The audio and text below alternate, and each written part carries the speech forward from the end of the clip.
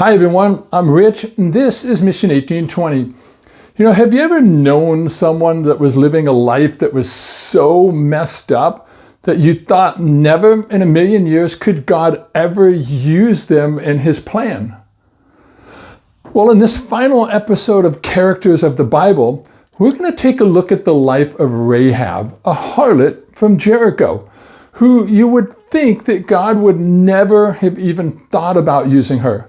But despite her choices in life, Rahab was used by God and later became an ancestor of Jesus himself.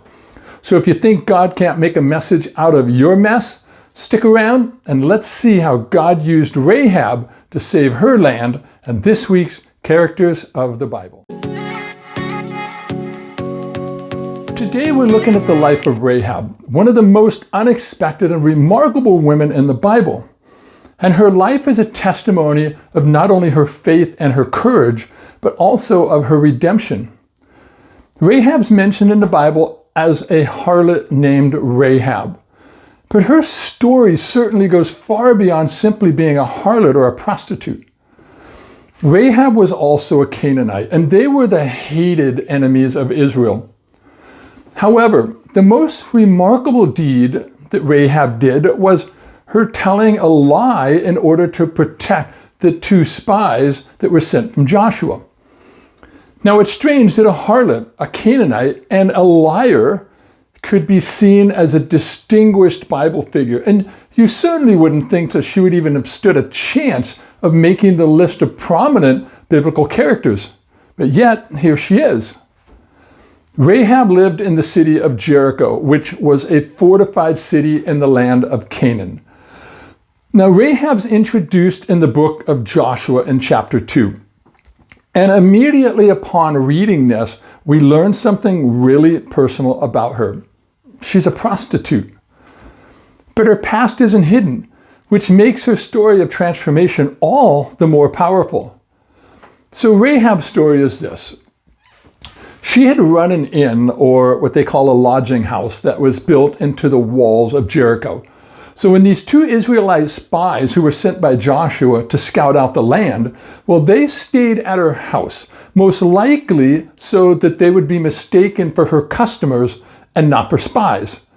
The problem was the king of Jericho didn't fall for this, and he demanded that Rahab turn the spies in. But Rahab made a life-changing decision. She actually hid the two spies and even helped them to escape.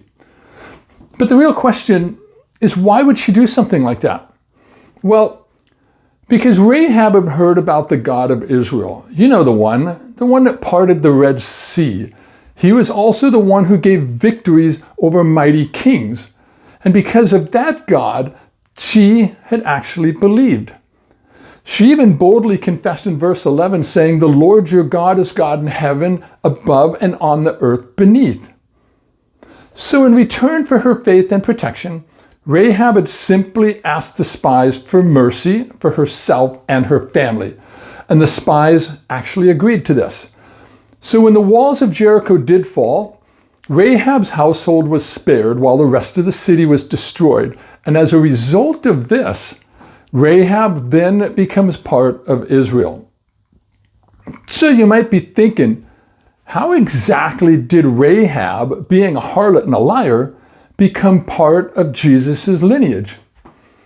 Well, to begin with, Rahab marries a guy by the name of Salmon from the tribe of Judah.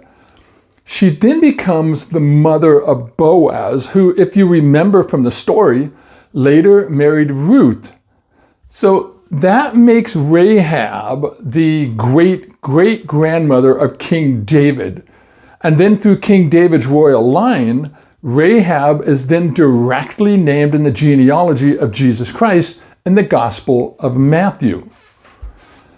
You see, Rahab's significance in the Bible goes far beyond Jericho. Her significance is important because she's not being remembered for her past, but rather she's being remembered for her faith.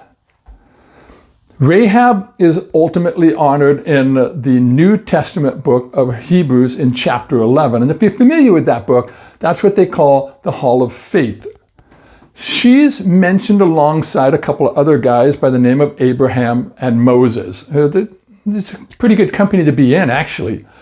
Also in James 2, she's praised as an example of faith in action. And in Matthew chapter 1, as I just mentioned, Rahab is named in the genealogy of Jesus. She's only one of a few other women that were included in that list. Rahab's life shows us that God's grace is greater than our own past. She was an outsider. She was a prostitute, a Gentile. She was a sinner. But through faith, she became part of God's people and even part of his plan to bring salvation to the world. You see, Rahab's life reminds us of this truth. God can redeem anyone who trusts in him, regardless of what they may have done in the past. So from the walls of Jericho to the family line of the Messiah, Rahab's life stands as an encouragement of faith, courage, and God's redeeming love for us. You see, God works through people like Rahab, who in today's culture, we are more inclined to reject them just because of their past or what they do. But God remembered her because of her faith, not her mistakes. God can use anyone, regardless of their background or their past, in order to fulfill his purpose. And Rahab's legacy, that continues to be an inspiration to so many as a symbol of hope and faith in God's promises. And with those encouraging words, that concludes our series on the characters of the Bible. You know, I certainly hope you enjoyed watching and learning about these biblical characters over the past 16 weeks, as much as I actually enjoyed putting them together for you. So the question is, what's next? Well, in a couple of weeks, we're going to be starting a new 7-week mini-series that's going to take a look at each of the 7 deadly sins and what the Bible has to say about each of them. So until next time, God bless and thanks for watching.